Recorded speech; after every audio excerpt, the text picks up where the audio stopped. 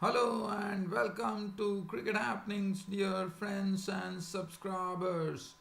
I can definitely say that once upon a time one felt that 500 runs in an one day international was something which could probably have not been achieved. But today, England showed that it was almost achieved today. As you know, England are the ones who hold the record for the highest ever total in ODI history of 444 for 3 against Pakistan. But today they broke all that, they broke their own records and they created a world record in ODI history today when they simply skimmed the leather of the ball in the third one day international against Australia by really putting up the highest ever total in ODI history by any team, and that was 481 for 6. What a monumental total! And one knows for a fact that after hitting 481 for 6, one knew that England were definitely going to win the match, and they also won the ODI series 3-0. There's two more to go, and the Australians had no answer to it and they were bowled out for 239. But what a knock, absolute mayhem there at a batting pitch in Trent Bridge in Nottingham today. The crowds would have definitely, the English crowds would have definitely got their money's worth. There's no doubt about it, as if the runs were actually raining from the heaven. So that from the sky, that was the scene at Trent Bridge in Nottingham. So talking about the England innings, this England innings was glittering. Look at the top order there. Jason Roy going and smashing 82 of 61 deliveries, which included 7 fours and 4 sixes. And it was an opening partnership. The toss was won by the Australians, and the Aussies decided to insert England into bat, and the batting mayhem started right from the first ball. Jason Roy and Jonathan Bairstow. Look at the bowling figures. I mean, England, who put up the highest ever total in ODI history of 481 for 6. And look at the bowling figures. As I said, the bowlers, the Aussie bowlers were absolutely blasted, and the England batsmen were firing on all cylinders. Billy Stanley, look at that bowling card, which will tell you the amount of bashing the inexperienced Aussie bowlers received at the hands of the blade of the English batsman. Stanley, 8 overs, pounded for 74 runs without a wicket. Jai Richardson, 10 overs, 1 maiden, 92 runs, and he got 3 wickets. Ashton Agar, 10 overs, 1 for 70. Ty went one better than what he did in the previous match, 9 overs, 81. Was slammed for 100 runs of his 9 overs without a wicket. Maxwell, 2 overs, none for 21. Stoinis, 8 overs, was slapped for 85. Finch bowled 1 over for 7. DRC shot 2 overs, disappeared for 23. So looking at the card, Jason Roy and Jonathan Bairstow at the top of the order. They played some scintillating strokes, especially, as I said, the ball was nicely coming up to the bat, and Jason Roy was not leaving a moment to be spared when any short balls were being hurled at him, which was totally disappearing into the upper territory where the spectators were. And Jason Roy caned 82 runs of 61 deliveries, 7 fours and 4 sixes, and he was involved in a partnership of 159 runs for the first wicket, which came in the 20th over. It was as if they were playing a 20-20 game. 20.3 overs. The score was 159, and then Jason Roy was the first wicket to go. He was run out, and this was the breakthrough for Australia in the 21st over when Jason Roy was run out, and it was a lucky break for them, as a shot at deep square was the one who pulled off that run out, and Roy was playing superbly till such time, but it was it was a really a very good throw arrowed down to wicketkeeper Payne, and Jason Roy, after smacking 82 of 61 deliveries, 7 fours and 4 sixes, departed. Jonathan Bairstow was there at the crease at that time, and he was, in fact, Jason Roy was the one who was building the willow very well, even though Bairstow was playing his trademark strokes as far as his driving was concerned and his pulling was concerned. Alex Hales joined them, and the real mayhem started there at Trent Bridge in Nottingham, which was another big partnership that happened between Jonathan Bairstow and Alex Hales, as they took the score to 310. So 151 runs were added by this pair, and this was done if you look at the figures there, 20th over they made 159. In the 14 overs they slammed 151 runs. So you could just imagine the way Alex Hales and Jonathan Bairstow was doing, what they were doing to the Australian bowling, and the net result was Bairstow went on to make 139 of 92 deliveries, 15 fours and 5 sixes. Alex Hales, who was the man of the match, made 147 of 92 deliveries, 16 fours and 5 sixes, which formed the fulcrum of the 481 for 6 that Australia raised the highest total in ODI. So England raising the highest total in ODI history. Now, and after that, Josh Buttler, fortunately for the Aussies, was out for 11 of 12 balls with 1 6. But Morgan came in and totally pulverized the Aussies bowlers by hitting them, hooking them, pulling them, driving them, and he pummeled 67 of just 30 deliveries. He also scored the fastest 50 by England batsmen, and that was 50 of just 21 deliveries, and the his net total was 67 of just 30 deliveries, which included 3 fours and 6 sixes. Moeen Ali was run out for 11, Joe Root not out 4, Willie not out 1, 481 for 6 was on the board for England. As I said, they raised their highest total in ODI history. Now one can definitely say that 500 runs in an ODI match is not going to be a surprise from any opposition in the world. So Jonathan Bairstow, let's look at the dismissals here. Now Jonathan Bairstow, it was a ball which was hit with tremendous power by Jonathan Bairstow, but Richardson from deep mid-wicket took the catch, as Bairstow has gone for 139 of 92, 15 fours, 5 sixes.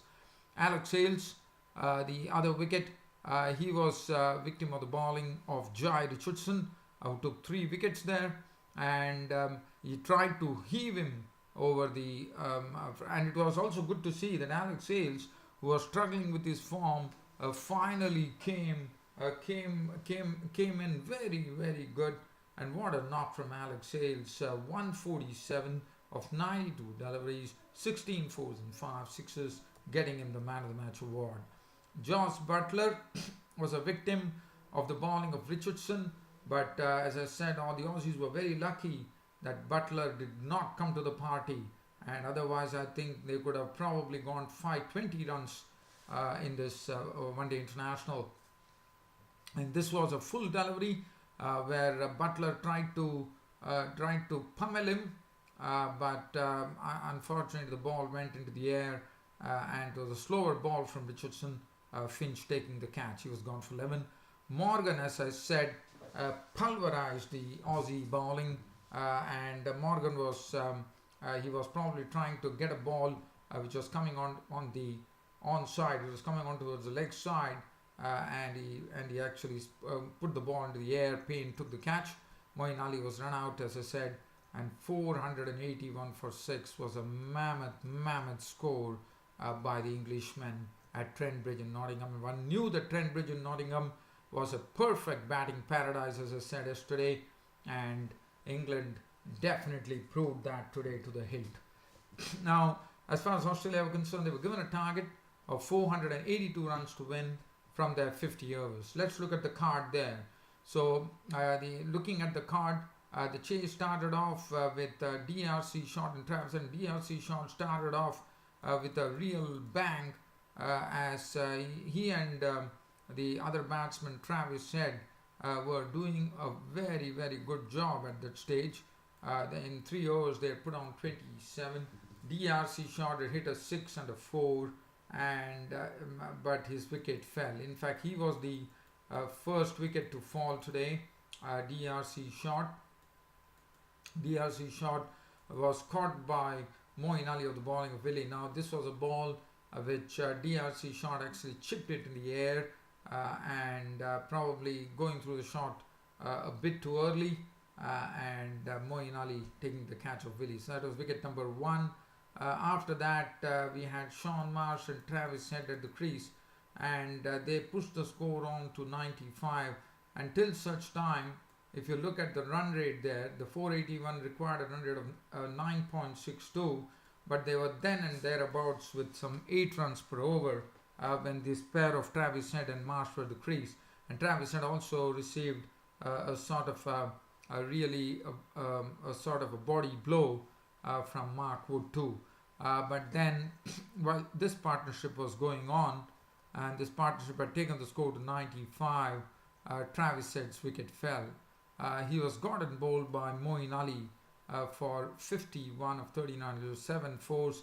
Now this was a ball from Moeen Ali which actually Travis Head hit it straight back into the bowler, and the Moeen Ali, the bowler, actually gleefully accepted the catch, so he was gone. Shaun Marsh, well, he contributed 24, becoming a victim of the bowling of Moeen Ali.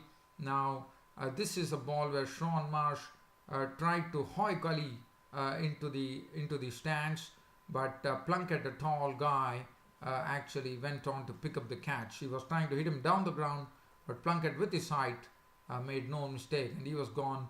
Caught Plunkett bowl Ali for 24 of 30 deliveries, 1-6. Now Marcus Stoinis was there. He did his bit in contributing an unbeaten 44 of 37 deliveries, 4 fours and 1-6. But now this was a very good throw from Jonathan Bairstow from deep square leg. He worked the ball. Maxwell was the non-striker. He called him back for the second, and Stoinis accepted the run for the second run. But what a throw from Bairstow! An excellent throw, which found Stoinis short, and Stoinis was gone. Run out for 44 of 37. So Stoinis' dismissal was something, a sort of a big blow for them, because he was the one who could. And Aaron Finch, who was coming on some poor form, has been really struggling. Once again, very unfortunate that he was not able to come to the party for Australia today, and he was clean bowled by Rashid Khan for 20 of 19 deliveries, which included 2 sixes. Now this was Finch trying to trying to hit a big shot down the ground, but clever bowling from Rashid Khan. He actually tossed the ball up, and also I would say varied the pace a bit. But well, all that Finch could do was to see that his furniture had been rearranged. So he was gone bowled by Rashid for 20. Glenn Maxwell, another hope there. Glenn Maxwell was the last hope there, but he also fell for just 19 runs. In fact, tried to hit him straight, but Plunkett once again into the picture there, who was patrolling that area between long off and long on, picked up the catch, and Maxwell was gone. Caught Plunkett bowl Willie, 90 of husband balls, 1-4, 1-6. Now Tim Payne and Agar were at the crease, but Tim Payne, who has been really having a very tough time here, was gone. It was a long hop from Rashid, which normally like his bowl, and there's nothing that the Tim Payne could do, rather than the only thing that he could do was he was trying to getting as quick runs as possible, and it was all over. In fact, Hales took up a good catch, and he was gone. Caught Hales bowled Rashid for 5 of just 9 deliveries. Ashton Agar did what he could best by contributing 25 23 balls, 2 fours and 1 6. But it was Ashton Agar, once again fooled by a delivery from Rashid Khan. Not Rashid Khan, I'm sorry, Adil Rashid. And Rashid was having a very good night there. I picked up the Ashton Agar's wicket. Cotton ball Rashid 25, 23 deliveries, 2 fours, 1 6. Jai Richardson was stumped by Butler, the bowling of Ali for 14 of 25 deliveries. Ty not out 5. Stanley was stumped by Butler, was the final wicket to go, and it was all over for the Aussies as they kept on losing wickets at regular intervals, which was expected, and the Aussies were bowled out for 239, and England registered a huge victory, and this was the highest ever margin of victory by any team over any team, I suppose. 242 runs victory, and that's totally massive. Mark Wood 7 overs done for 38, Willie 7 overs 2 for 56, Root 2 overs done for 19, Moeen Ali 5 overs 3 for 28 was the best. In fact, Rashid was is the best of the best. 10 overs no made in 47, and Plunkett 6 overs done for 41. Alex Hales took the man of the match. England lead the 5-match series, so basically they have won the ODI series against Australia, and for Australia it is curtains as far as the ODI series is concerned. All that they could do is say what better they could do in the remaining 2 matches which are coming up, which would be a mere formality for England, and we could see a bit of an experimentation too. And England would also be chomping at the bit because they know for a fact that this is the best chance for them to clean sweep the Aussies 5-0. So one feels very sorry for Australia. They are definitely missing the experience of Stephen Smith and David Warner for sure, but unfortunately that's the case. Right, so now let's look at some other cricket news. The cricket news that I can tell you is that, keeping the topic on England, as you know, India would be touring on England, and the Aussies are here, and for the first time we are going to see an T20 series being played between England, Australia. It's a triangular T20 series which will be played between England, Australia and India. The first match is on June 27th, England versus Australia. Third, England versus India. July 6th is, and there are a lot of matches which are coming up, and should be an interesting affair. And I can say the T20 squad was selected, and one sees that the Curran brothers, both the Curran brothers have been picked up from Surrey. Sam Curran and Tom Curran have been picked up. Other than that, Morgan will be the captain, Moeen Ali, Jonathan Bairstow, Jade Ball comes in, Joss Butler, Sam Curran brothers for the first time after a long time in cricket history. Alex Hales, England last time they had the brothers in operation. Very sadly, I have to say, it was Adam Holyoke and Ben Holyoke, and unfortunately Ben Holyoke was killed in an accident, as you would remember, which was very sad. But Sam Curran, Tom Curran now, after that particular match which Adam Holyoke and Ben Holyoke had played against Sri Lanka, if my memory serves me right, now it will be the Curran brothers. Alex Hales, Chris Jordan will be back in action, Liam Plunkett, Yorkshire, Adil Rashid, Joe Root, Jason Roy and David Willey. So that is the composition of the team which has been given, and one really looks forward to that. The other news that I can tell you is that Dinesh Chandimal, the skipper of Sri Lanka, has been found guilty, and he has been banned for the third test against the West Indies, and there is also news that there will be more bans coming Chandimal's way, unfortunately. Other than that, Kimo Paul has replaced Shimron Hetmyer for the final test match between West Indies and Sri Lanka, which will be played at Bridgetown in Barbados. Other than that, there's nothing to really talk about, dear fans, but as I said, it was batting mayhem at Trent Bridge in Nottingham, where England set up a world record in ODI history of raising the highest ever total in ODI history by any team, any cricket team in the world, and that was 481 for 6 after 50 overs against Australia, and finally they won the match and also the series. So well done, England. and thanks for your company, and it's good night from your host Ram. Thank you.